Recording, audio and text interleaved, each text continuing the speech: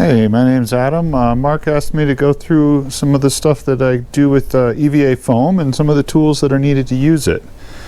So we're going to start off just by looking at some of the foam, which comes, you can get it in some pretty thick pieces of really nice kind of clean EVA foam that you can get at some of the new craft stores. You can get them at online. You can also get some thinner materials. Comes in a whole bunch of different thicknesses, down to the simple like stuff you get from the kids section in the craft store.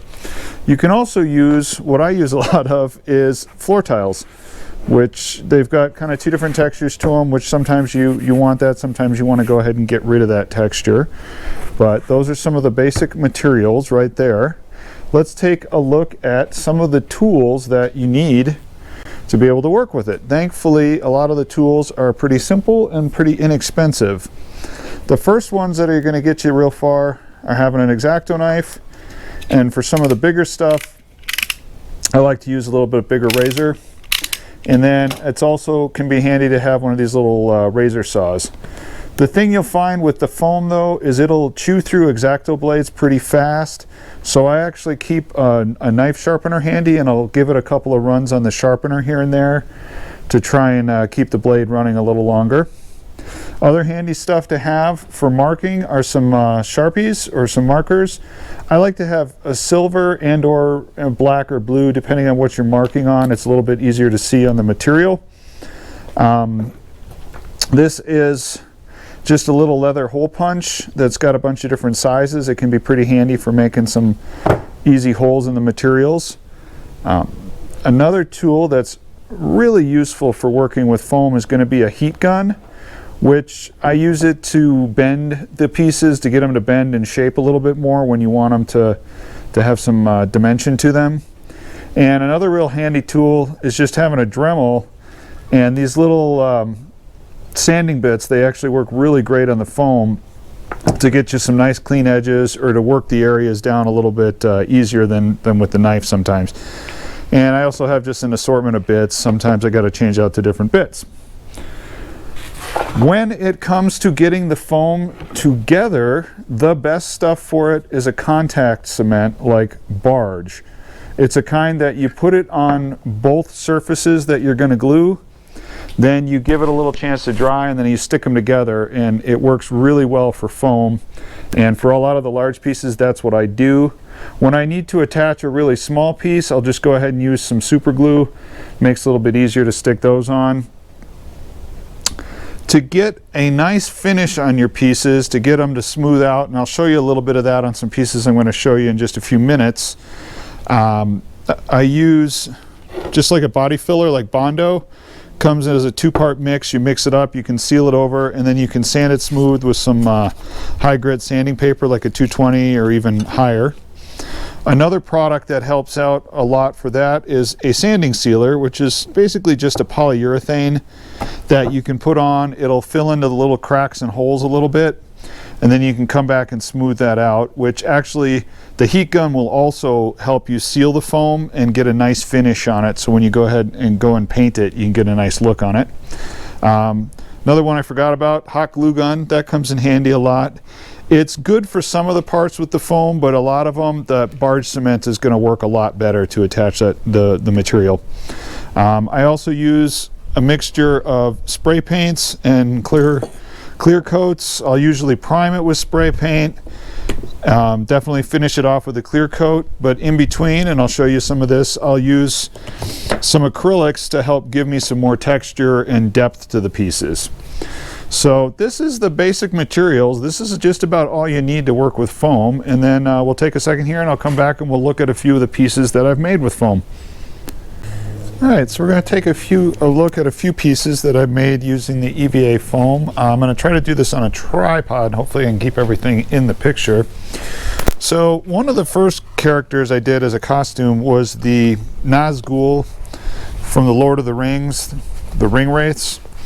And that was just using a pattern I got off of the internet, and then some of the very thin craft foam and a little bit thicker, and just working out the patterning. Putting the pieces together, doing some back cutting to get some of these angles into it, and then just using some what are called Chicago screws, which is just like a screw that has a shaft in the middle that holds it with a little bit of space, so it holds these together. And then coming in, this is meant to have kind of a rough finish to the character, so I didn't do a whole lot of extra work on the foam. I just came back in with some black paint, and then you come in with some highlighting, with some dry brushing, with some silver, to try to look at giving the character to the piece, which where are the places the piece would start to get rubbed, where would the color start to wear off of it. We have some of the armor pieces for the shoulders and the elbows for it. These are just made with the floor tile foam. Hopefully you can see the texture on the inside there. Just dremeled it back to get a little bit of a beveled edge so it doesn't look as thick. Added on some thinner parts. This is where you use the heat gun to help get that shape to it, get the foam to curve a little bit more. Just some basic elastics, straps, and Velcro put on the inside. The details here were just kind of added with a hot glue, a little bit of hot glue. Come back in with the paint on the top. You can start to get a little bit of texture to it, get a little more character to it. Very similar to the helmet for the Witch King. It's also just made with the floor foam with a little bit of regular foam stuck in there just to give it some padding and spacing. And then it's just the same, just kind of working it, beveled it back a little bit to get a nice edge to it. Added an extra plate of thinner foam, carve in some details, and then just come back in with some of the paint and finish it. To get a contrast to the rough piece, we have the head for Jack Skellington from the start of A Nightmare Before Christmas. Now this is also made using the floor tile foam with just a floor tile foam ring in there to help hold it onto the head. But for this one, I spent a lot more time on the outside textures of it, used a lot of Bondo to kind of clean up the grooves in between it. Using the Dremel to come in and cut some of the grooves to give that pumpkin characteristic to it. And then for the finishing on the surface, a lot of coats of Bondo, sanded it nice and smooth, primed, spray painted. Then you want to come back in with some character to it, so I came in with acrylic paint, added a lot more detail to give some depth to the shadows, give some variety to the colors on it. Added on top of that, we have a couple of sets of little LED lights, just little LED string lights. One set of them runs the eyes, which I'm not sure if we'll be able to get in the daylight, if we'll be able to really see anything with that, but the lights are mounted in behind the eyes, and there's a little bit of white fabric put on it so that the light actually bounces off of the fabric and makes a really nice orange glow. And then up on the top, since Jack's on fire during this part of the movie, trying to get that effect a little bit, I put some of this just ribbon with some small string lights put into it that can get a nice flicker effect to it. Those lights on the top, combined with the fact that some of those lights are just wrapped around the inside of the head, makes the mouth and the whole head kind of glow and flicker like a pumpkin with a candle in it, which is the effect.